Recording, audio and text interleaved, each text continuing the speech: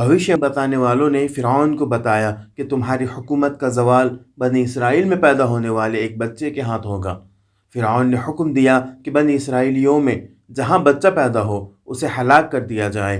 انہی دنوں میں حضرت موسیٰ علیہ السلام کی پیدائش ہوتی ہے، تو اللہ تعالیٰ نے موسیٰ علیہ السلام کی ماں کے دل میں الہام کے ذریعے سے یہ بات ڈال دی کہ بچے کو ایک تابوت میں رکھ کر دریائے نیل میں بہا دیا جائے۔ دریائے نیل فرعون کے محل کے نیچے سے گزرتا ہے۔ جب تابوت محل کے پاس سے گزرے گا تو لوگوں کی اس تابوت پر نظر پڑے گی، بچے کو نکال لیا جائے گا۔ خوبصورت بچہ دیکھ کر وہ اسے نہیں ماریں گے بلکہ اسے اپنا بیٹا بنا لیں گے، کیونکہ فرعون بے اولاد تھا۔ اس کے بعد اللہ تعالیٰ یہ بچہ اپنی ماں کے پاس واپس پہنچا دے گا۔ چنانچہ موسیٰ علیہ السلام کی ماں نے ایسے ہی کیا۔ جب بچے کو دریائے نیل کے حوالے کر دیا تو موسیٰ علیہ السلام کی ماں نے اپنی ایک بیٹی جو موسیٰ علیہ السلام کی بہن تھی کو دیکھنے کے لیے بھیجا۔ موسیٰ علیہ السلام کی بہن فرعون کے محل کے گرد چکر لگاتی رہی۔ فرعون کا ایک آدمی بچے کو دودھ پلانے والی دائی کی تلاش میں نکلا تو موسیٰ علیہ السلام کی بہن نے کہا، کیا میں ایک ایسے خاندان کی نشاندہی کروں جو اس بچے کو دودھ پلائے؟ اس طرح بچہ اپنی ماں کی گود میں واپس آ گیا۔ الحمدللہ رب العالمین والصلاة والسلام علی رسولہ الامین، اما بعد۔ السلام علیکم ورحمۃ اللہ وبرکاتہ۔ میں محمد عامر سورہ طٰہٰ کی تفسیر لے کر حاضر ہو چکا ہوں۔ آج انشاءاللہ آیت نمبر 37 سے لے کر آیت نمبر 41 تک کی تفسیر ہم پڑھیں گے۔ آئیے ان آیتوں کی تلاوت سے اس تفسیر کی شروعات ہم کرتے ہیں۔ وَلَقَدْ مَنَنَّا عَلَيْكَ مَرَّةً أُخْرَىٰ إِذْ أَوْحَيْنَا إِلَىٰ أُمِّكَ مَا يُوحَىٰ أَنِ اقْذِفِيهِ فِي التَّابُوتِ فَاقْذِفِيهِ فِي الْيَمِّ فَلْيُلْقِهِ الْيَمُّ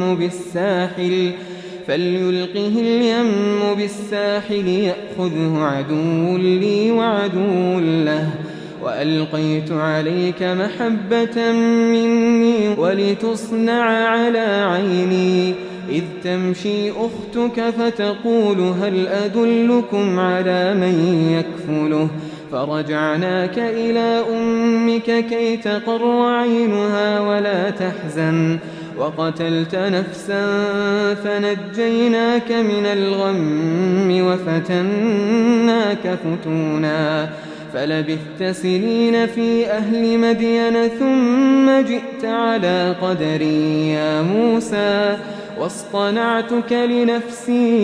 ان آیتوں میں اللہ موسیٰ علیہ السلام کی زندگی کے ایک حصے کی طرف اشارہ کر رہا ہے جو ان کے بچپن کے دور اور فرعونیوں کے غلبے سے معجزانہ طور پر نجات پانے سے متعلق ہے۔ اگرچہ تاریخ کے لحاظ سے یہ زندگی کا حصہ رسالت و نبوت کے زمانے سے پہلے کا تھا، لیکن چونکہ موسیٰ علیہ السلام پر اللہ کی نعمتوں کا موسیٰ علیہ السلام کی آغاز عمر سے بیان ہو رہا تھا، لہٰذا اہمیت کے اعتبار سے موسیٰ علیہ السلام کو نبوت ملنے کے بعد اس کا ذکر کیا گیا ہے۔ پہلے ارشاد ہوتا ہے، اے موسیٰ، ہم نے تم پر ایک مرتبہ پہلے بھی احسان کیا تھا اور تمہیں اپنی نعمتوں سے نوازا تھا۔ سنکشپت میں اس کا ذکر کرنے کے بعد اللہ تعالیٰ کہتا ہے، اس وقت جب کہ ہم نے تمہاری ماں کو وہ وحی کی تھی جس وحی کی اس وقت ضرورت تھی۔ یہ اس بات کی طرف اشارہ ہے کہ اس روز موسیٰ علیہ السلام کے فرعون کے لوگوں کے چنگل سے نجات پانے کے لیے جس قدر رہنمائی کی ضرورت تھی وہ سب ہم نے موسیٰ کی ماں کو تعلیم کر دی تھی، کیونکہ جیسا کہ قرآن کے دوسرے آیات سے معلوم ہوتا ہے فرعون نے بنی اسرائیل کو بڑی سختی کے ساتھ دبایا تھا۔ خاص طور پر اس نے حکم دے رکھا تھا کہ بنی اسرائیل کے لڑکوں کو پیدا ہوتے ہی قتل کر دو اور لڑکیوں کو غلامی کے لیے باقی رکھو۔ اس نے یہ حکم بنی اسرائیل میں اس کا تختہ پلٹ کرنے کے لیے جو پیدا ہونے والا ہے اس سے بچنے کے لیے دیا تھا۔ مورخین اور مفسرین کی ایک جماعت کے قول کے مطابق اس بچے کو وجود میں آنے سے روکنے کے لیے کہ جس کے بارے میں بھوشیوانی کرنے والوں نے بھوشیوانی کی تھی کہ وہ بنی اسرائیل سے اٹھے گا اور فرعون کا تخت حکومت الٹ کے رکھ دے گا۔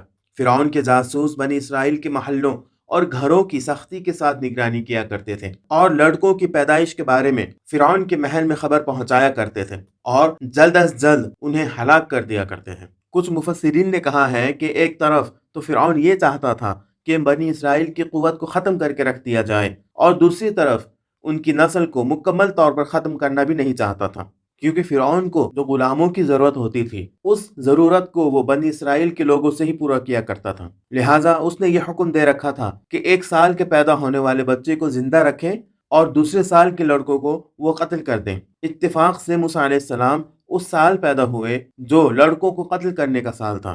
بہرحال ماں نے محسوس کیا کہ اس کا بچہ جو ابھی پیدا ہوا ہے اس کی جان خطرے میں ہے اور وقتی طور پر اسے چھپا کر رکھنے سے بھی مشکل حل نہیں ہوگی۔ ایسے وقت میں اللہ نے موسیٰ علیہ السلام کی ماں کے دل میں الہام کیا کہ اسے اب ہمارے حوالے کر دو اور دیکھتی رہو کہ ہم اس کی کس طرح حفاظت کریں گے اور اسے تمہارے پاس واپس لوٹا دیں گے۔ موسیٰ علیہ السلام کی ماں کے دل میں یہ الہام ہوا، تم اسے ایک صندوق میں ڈال دو اور صندوق کو دریا میں ڈبو دو۔ صندوق کو دریا میں ڈالنے سے مراد شاید اس بات کی طرف اشارہ ہے کہ کسی قسم کے خوف اور وہم کے بغیر دل کو مطمئن رکھو اور پوری جرأت کے ساتھ اسے صندوق میں رکھ دو اور کسی قسم کی پرواہ کیے بغیر اسے دریائے نیل میں پھینک دو اور کسی قسم کا خوف نہ کھاؤ۔ اس کے بعد قرآن کریم مزید کہتا ہے، دریا اس پر مامور ہے کہ اس کو ساحل پر ڈال دے، آخرکار میرا دشمن ہی اسے اٹھائے گا اور اپنے دامن میں اس کی پرورش کرے گا۔ یہ بات خاص طور پر قابل توجہ ہے کہ اس مقام پر لفظ عدو یعنی کہ دشمن بار بار آیا ہے، کیونکہ در حقیقت فرعون اللہ کا بھی دشمن ہے، موسیٰ علیہ السلام کا بھی دشمن ہے اور بنی اسرائیل کا بھی دشمن ہے، اور یہ اس بات کی طرف اشارہ ہے کہ جو شخص دشمنی اور عداوت میں اس حد تک پہنچا ہوا تھا اسی نے موسیٰ علیہ السلام کی خدمت اور پرورش اپنے ذمے لے لی تاکہ لوگ اس بات کو اچھی طرح سمجھ لیں، نہ صرف یہ کہ وہ اللہ کے فرمان کے مقابلے میں کھڑا ہونے کی قدرت نہیں رکھتا بلکہ اللہ اس کے دشمن کی اسی کے ہاتھوں سے پرورش کروا سکتا ہے۔ موسیٰ علیہ السلام کو اس راستے میں ایک کوچ کی ضرورت تھی، لہٰذا اللہ نے اپنی محبت کا سایہ ان پر ڈال دیا، اس طرح کہ جو بھی انہیں دیکھے ان کا فرشتہ اور دیوانہ ہو جائے، نہ صرف یہ کہ ان کے قتل کیے جانے پر راضی نہ ہو بلکہ وہ اس بات پر بھی راضی نہ ہو کہ ان کا کوئی بال بھی باقی ہو جائے، جیسا کہ قرآن ان آیات کو جاری رکھتے ہوئے کہتا ہے، میں نے اپنی طرف سے تمہارے اوپر محبت ڈال دی ہے۔ کتنی عجیب و غریب محبت ڈالی ہے کہ جو بالکل دکھائی نہیں دیتی لیکن فولاد اور لوہے سے بھی زیادہ مضبوط ہے۔ موسیٰ علیہ السلام کی حالت یہ تھی کہ جو شخص بھی انہیں دیکھتا ان سے محبت کرنے لگ جاتا تھا، اور یہی وہ محبت ڈالی گئی تھی۔ ان کی فرعون کے دربار میں بھی پوری طرح حفاظت کی۔ اس آیت کے آخر میں فرمایا گیا ہے، اس سے مقصد یہ تھا کہ تم میرے حضور میں اور میری ہی نگاہوں کے سامنے پرورش پاؤ۔ اس میں شک نہیں کہ آسمان و زمین کا کوئی بھی ذرہ اللہ کے علم سے پوشیدہ نہیں ہے اور سب اس کی بارگاہ میں حاضر ہیں، لیکن یہ تعبیر اس جگہ ایک خاص عنایت کی طرف اشارہ ہے کہ جو اللہ نے حضرت موسیٰ علیہ السلام پر ان کی پرورش کے سلسلے میں کی۔ اس سے اچھی طرح معلوم ہو جاتا ہے کہ موسیٰ علیہ السلام کی ماں نے آخرکار ڈر کر صندوق میں انہیں رکھا تھا، دریا میں ڈال دیا اور موجوں نے اسے اپنے کندھوں پر اٹھا لیا۔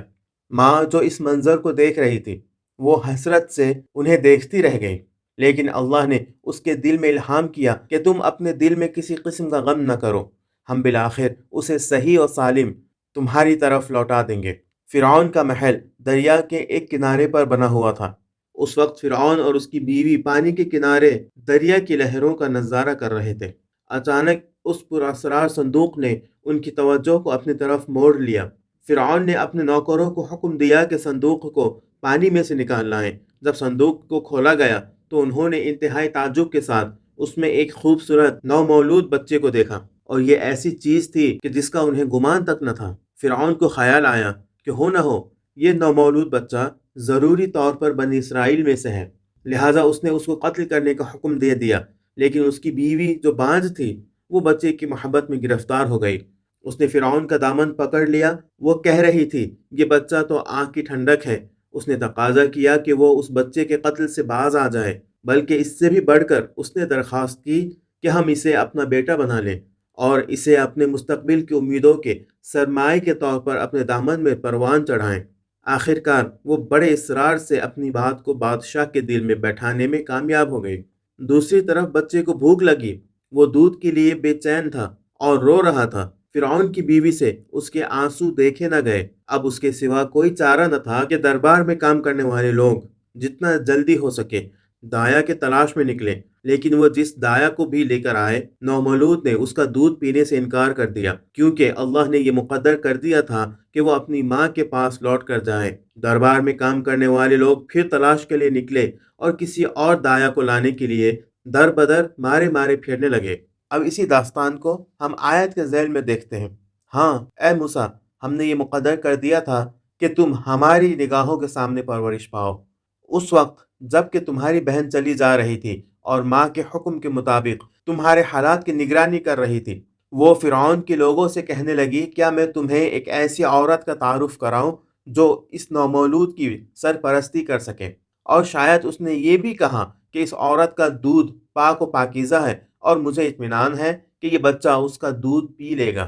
دربار کی خدمت کرنے والے اس بات پر بہت خوش ہوئے اور انہیں امید ہوئی کہ شاید جس کی انہیں تلاش ہے اس طریقے سے وہ مل جائے۔ وہ لوگ موسیٰ علیہ السلام کی بہن کے ساتھ چل پڑے۔ انہوں نے بچے کو اس کی ماں کی آغوش میں ڈال دیا۔ بچے نے ماں کی خوشبو سونگھی اور اسے پہچان لیا، اور انتہائی رغبت کے ساتھ وہ بچہ دودھ پینے لگا۔ بہرحال فرعون نے بچے کو اس کے سپرد کر دیا اور اس کی بیوی نے اس کی حفاظت و نگرانی کی اور اسے حکم دیا کہ وہ تھوڑے تھوڑے وقفے سے بچہ اسے دکھانے کے لیے لایا کرے۔ اس مقام پر قرآن کہتا ہے، ہم نے تمہیں تمہاری ماں کے پاس لوٹا دیا تاکہ اس کی آنکھ تمہاری وجہ سے ٹھنڈی رہے اور اس کے دل میں کوئی غم نہ آنے پائے۔ سالہ سال گزر گئے اور موسیٰ علیہ السلام نے اللہ کے لطف و محبت کے سائے اور امن کے ماحول میں پرورش پائی، اور رفتہ رفتہ وہ جوان ہونے لگے۔ ایک دن موسیٰ علیہ السلام ایک راستے سے گزر رہے تھے کہ دو آدمیوں کو اپنے سامنے لڑتے جھگڑتے دیکھا۔ ان میں سے ایک بنی اسرائیل میں سے تھا اور دوسرا قبطیوں میں سے۔ بنی اسرائیل ہمیشہ ہی ظالم قبطیوں کے دباؤ اور تشدد کا شکار رہے تھے۔ حضرت موسیٰ علیہ السلام اس کو مدد کے لیے لپکے اور اس کا دفاع کرتے ہوئے ایک زوردار مکہ قبطی کو رسید کر دیا، لیکن مظلوم کے دفاع میں یہ مکہ کسی نازک جگہ پر جا لگا اور اس ایک مکے سے قبطی کا کام تمام ہو گیا۔ موسیٰ علیہ السلام اس واقعے سے پریشان ہو گئے، چونکہ بالآخر فرعون کو اس بات کا پتہ چل گیا۔ حضرت موسیٰ علیہ السلام اپنے بعض دوستوں کی نصیحت کے مطابق پوشیدہ طور پر مصر سے باہر نکل گئے اور مدین کی طرف چل پڑے۔ وہاں اللہ کا پیغمبر شعیب علیہ السلام کے پاس امن و امان کا ایک ماحول مل گیا۔ اس مقام پر قرآن کہتا ہے، تم نے ایک شخص کو قتل کیا اور غم اور پریشانی میں ڈوب گئے، لیکن ہم نے تمہیں اس غم اور پریشانی سے نجات بخشے، اور اس کے بعد ہم نے تمہاری خوب آزمائش کی، پھر تم سالہ سال مدین کے لوگوں میں ٹھہرے رہے۔ اس کے بعد مزید فرمایا گیا ہے، میں نے تمہیں اپنے لیے پرورش کیا اور بنایا سنوارا ہے۔ تو آج کی اس تفسیر کا حاصل یہ ہے کہ جب اللہ کسی بندے کو دوست رکھتا ہے تو اس طرح اس کی دیکھ بھال کرتا ہے جیسا کوئی مہربان دوست اپنے دوست کی کرتا ہے۔ آج کے لیے اتنا ہی۔ اللہ رب العزت سے دعا ہے کہ اللہ تعالی ہمیں ان آیتوں کو اچھی طرح سمجھنے کی توفیق عطا فرمائے، اور اس میں جو پیغام اللہ نے دیا ہے اس کے مطابق اپنی زندگی سنوارنے کی توفیق عطا فرمائے۔ آمین۔ وآخر دعوانا ان الحمد للہ رب العالمین۔ السلام علیکم ورحمۃ اللہ وبرکاتہ۔